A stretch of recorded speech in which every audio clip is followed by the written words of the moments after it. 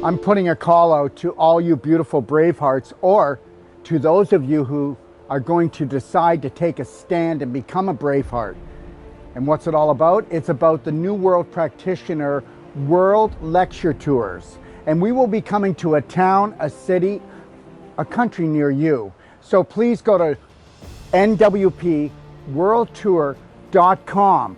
But on this tour lecture, we will be first talking about emotional intelligence.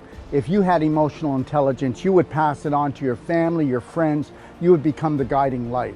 With emotional intelligence, you would not end up being crippled on an emotional or physical level. You would not be going to a medical doctor and calling that health care.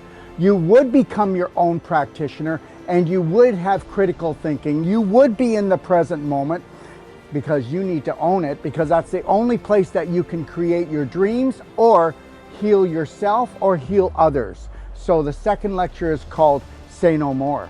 Say no more to what? Sprains, strains, drugs, okay? Wheelchairs, canes, walkers. Nobody needs to go to the nursing home. Nobody needs to become what we call a statistic. And that's what we're gonna do, is we're gonna have you make your own breakthrough, become your own practitioner, and guess what?